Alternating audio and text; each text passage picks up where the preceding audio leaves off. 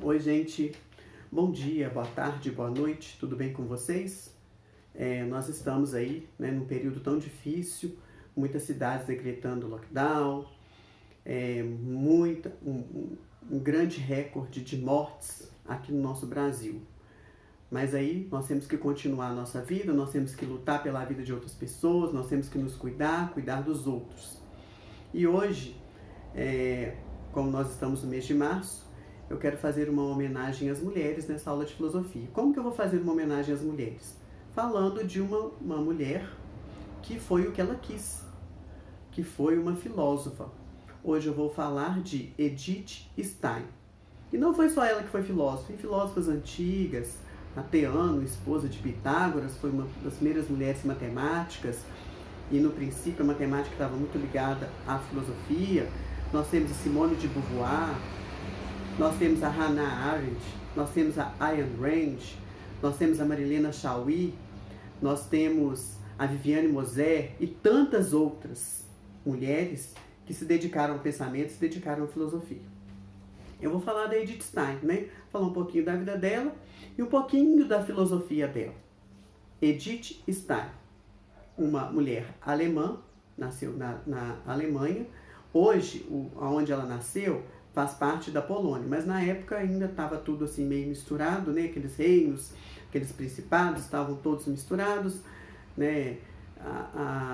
O que a gente chama de Prússia estava sendo desmembrado e os estados estavam sendo formados. E hoje o território de Breslau, que hoje tem um outro nome lá, pertencia à Alemanha e hoje pertence à Polônia.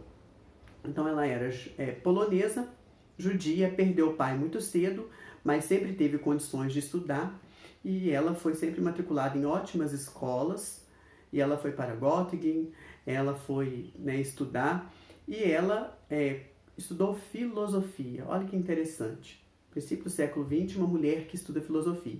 E ela se interessou por uma corrente chamada fenomenologia. Gente, olha que interessante. A fenomenologia, eu também gostei demais quando eu estudei filosofia. Achei bem interessante, mexe com a mente da gente. Então, qualquer dia também eu farei um vídeo sobre a fenomenologia, cujo representante principal é o Edmund Husserl. Então, ali estava o Heidegger, estava Edith Stein, estava outros filósofos ali. Inclusive, quando ela foi defender a tese dela, ela era assistente do Husserl. Os alunos geralmente eram assistentes dos seus mestres. E o Heidegger ficou no lugar dela para que ela pudesse lá dedicar a tese dela. Achei isso muito interessante na vida dela. E o Heidegger, vocês sabem também que ele foi um grande filósofo, um grande pensador. O que aconteceu? Ela, com a filosofia, ela se tornou um pouco ateia. Aí depois, com o passar dos anos, ela dando aula e palestrando e fazendo um monte de coisa. Um belo dia, ela de férias, passeando na casa de amigos que eram protestantes, ela encontrou um livro da vida de Santa Teresa de Ávila. E numa noite inteira, ela conseguiu ler o livro. Aí ela se converteu ao cristianismo. Ela mesma se preparou, ela mesma fez a sua formação e foi batizada. E daí ela começou a ter uma vida diferente e ela teve um grande problema com a família dela, porque imagina, renegando a religião. Primeiro ela se tornou ateia, aí já não foi tanto problema, mas assim, eles souberam superar, a mãe dela, tudo. Mas aí ela, como cristã, ela era judia como cristã, como é que foi a relação dela com a mãe dela, a complicação, as coisas, foi um conflito que ela teve que superar. Ela superou, ela ficou um pouco distante, mas não ausente. Eu não sei se vocês entendem o que eu quero dizer. Ela ficou distante, mas não ausente. E daí? Ela sentia uma vocação para entrar no Carmelo. Imagina, gente, uma judia, de família toda judaica, entrar no Carmelo, ser freira.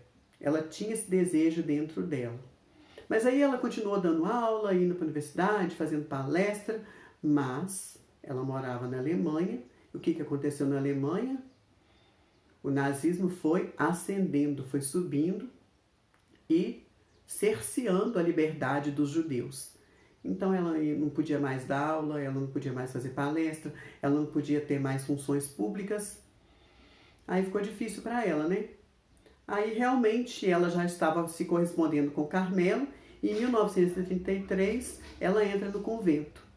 Ela entra no convento com muita dificuldade porque ela já era uma quarentona e as freiras lá superiores achavam que ela queria estar ali fugindo, sabe? Sabe quando você está num lugar, a pessoa acha que você está fugindo?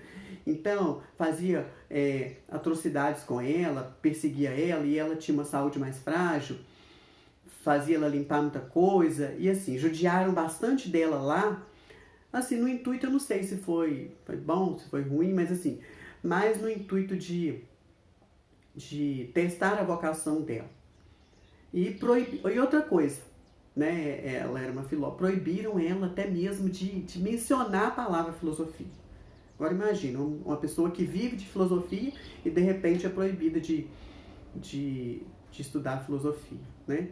Mas aí o que aconteceu?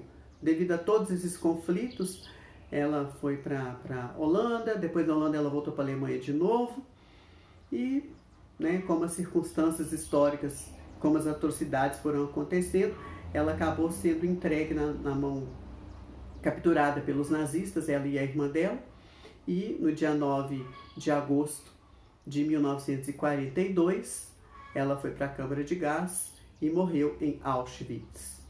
Então assim, né, ela teve uma vida, ela morreu com 52 anos, 51 anos, não sei, mais ou menos, e ela teve uma vida assim muito conturbada e muito movimentada, e assim, mostrando, né, como uma mulher,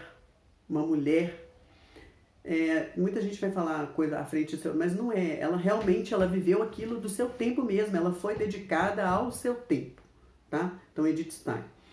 Então agora, eu queria só destacar algumas coisas do pensamento dela. A tese de doutorado dela foi sobre a empatia. Então assim, quando ela era assistente do Russell e ela estava se doutorando, ela se dedicou à empatia, o fenômeno empático. Como que isso acontece, como que ele se dá a conhecer e como que ele acontece.